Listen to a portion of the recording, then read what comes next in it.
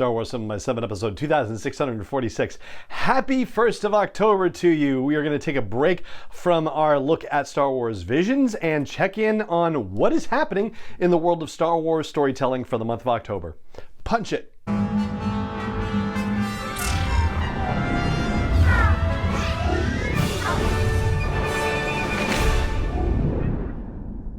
Hey Rebel Rouser, I'm Alan Voivod and this is Star Wars 7x7, your daily dose of Star Wars joy, and thank you so much for joining me for it. So if you haven't been around for one of these episodes, or if you have been and you'd like the refresher, generally speaking what happens is we cover 12 different categories related to Star Wars storytelling. They include movies, live action, animation, books, audiobooks, short stories, comics, experiential, which means theme parks and that sort of thing, virtual reality, video games, streaming, and merchandise. Let's start off with movies and say that there's really not much to tell in that regard because there's been precious little that's been revealed about the happenings behind Rogue Squadron. But if we look at what was happening with The Force Awakens in a similar time frame, that kind of gives us an idea. So in October of 2013, which would be the month comparatively for where we're at right now with Rogue Squadron, that was actually the month that Michael Arndt, who was the first screenwriter hired for working on The Force Awakens, that was when he left the production. And it was at that point that Larry Kasdan took over the writing duties along with J.J. Abrams, and they hammered out the rest of the script. So we don't have that same situation with Rogue Squadron because apparently it is pretty much done by this point. And so major departments, as we discussed last month, those folks should have been hired. The heads of those departments should have been hired.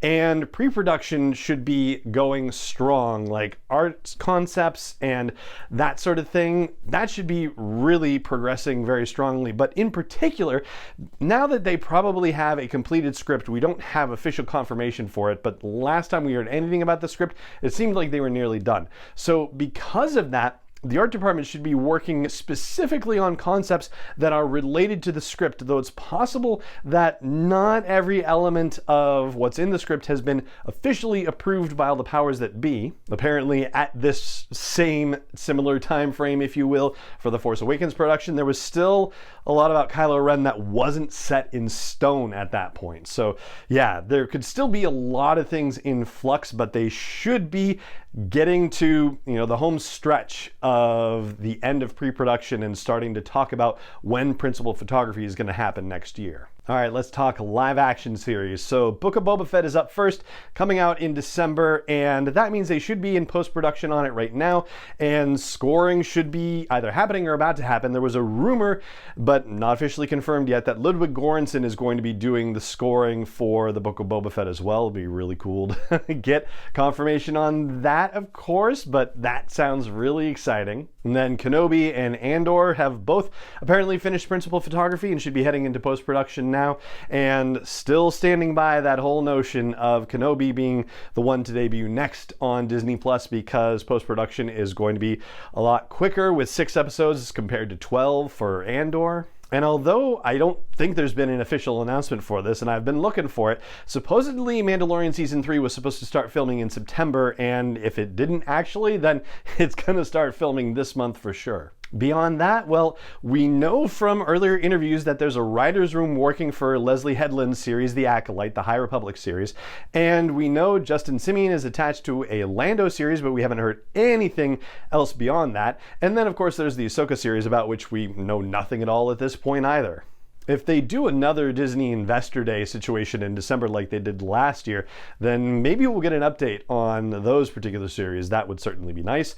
The December thing isn't necessarily a guaranteed thing anyway, and I know we're talking a couple months out now, but the fact that it was in December was perhaps unusual because in the previous year it had been in April of 2019, but then, there's the whole pandemic thing, so I don't know if it's going to become a December tradition or if they're going to move it back into April. We will have to see what we see with that. As for animation, so Bad Batch Season 2 is in production, and Michelle Ong, who does the voice of Omega, posted a photo on her Instagram recently with, stuff in the background of the Bad Batch, talking about how she was doing voice work for Season 2. So yeah, it's on. We don't have a release date yet, and I talked about potential release dates recently, but hadn't talked about the Bad Batch. And what I said on Twitter a couple of days ago is that, my thinking is that the Kenobi series will debut and be done before we get to Celebration Anaheim in May of 2022,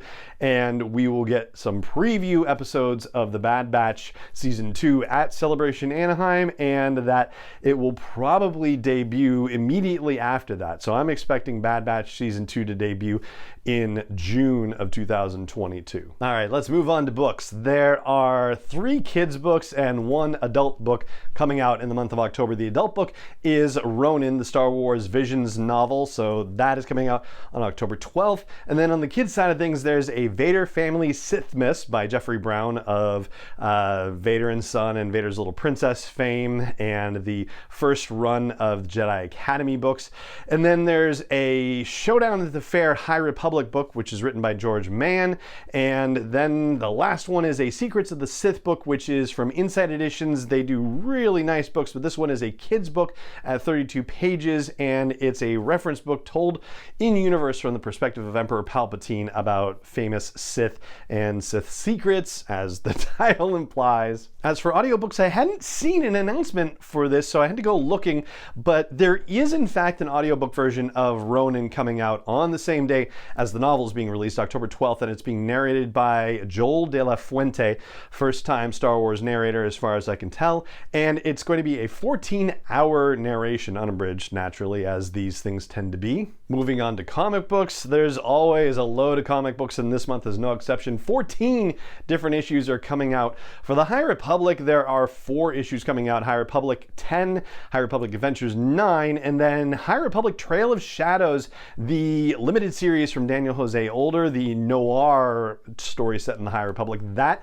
debuts this month with issue 1, and then the Monster of Temple Peak series from Cavan Scott continues with issue 3. And over in the non-High Republic story situation, well, the whole War of the Bounty Hunters thing is still going on and crossing over into other titles. So Star Wars 18, Darth Vader 17, Bounty Hunter 17, Dr. Aphra 15, and then the actual War of the Bounty Hunters series is issue 5, I believe it is. There's a one-shot focused on IG-88 that's coming out this month. And from IDW for Star Wars Adventures, issue 11 is coming out, and then the annual Vader's Castle scary stuff is coming too.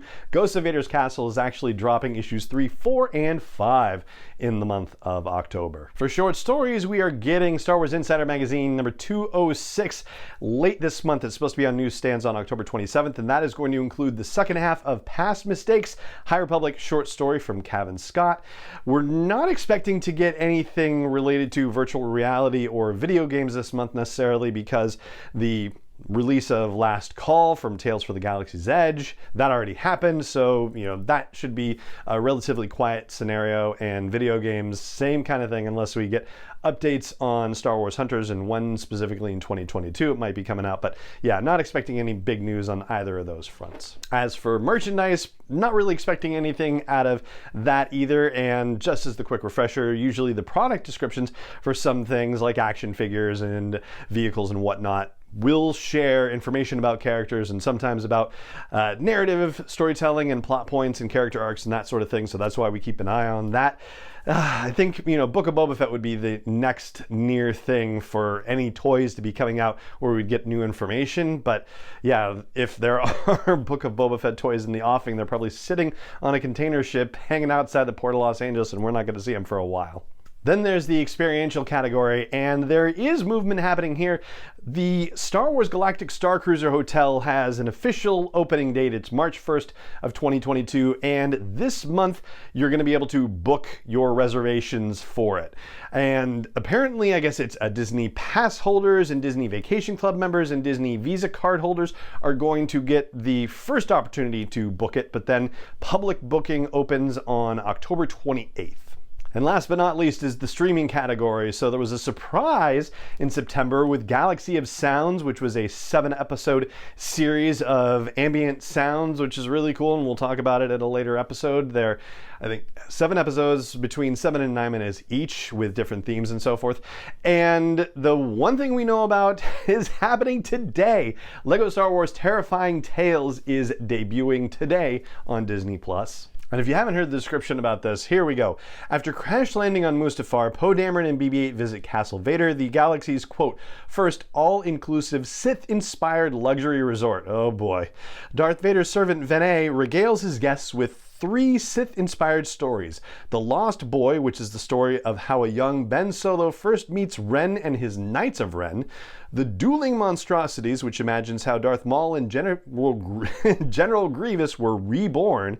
And The Wookiee's Paw, which gives a look at what might have been if all of Luke Skywalker's greatest wishes were immediately granted. And that Lost Boy one sounds kind of interesting, especially because, of course, there was that whole Rise of Kylo Ren 4-issue limited series that came out around the time of the Rise of Skywalker, and it tells that story to some degree. So, yeah, we'll see how things play out with that one for sure. And so there you go. That's everything that we know of so far that's happening in the galaxy of Star Wars storytelling for the month of October 2021. And if anything else breaks news-wise, then obviously we'll be covering it here on the show too. And so that's going to do it for this episode of the show. It just remains for me to say thank you so much for joining me for it as always, and may the Force be with you wherever in the world you may be. 7x7 is not endorsed or sponsored yet by Lucasfilm Limited, Disney, or 20th Century Fox, and is intended for entertainment and information purposes only. Star Wars, the Star Wars logo, all names and pictures of Star Wars characters, vehicles, and any other Star Wars related items are registered trademarks and/or copyrights of Lucasfilm Limited, or their respective trademark and copyright holders. May the Force be with them. All original content is copyright 2021 by Star Wars 7x7. We hope you love it.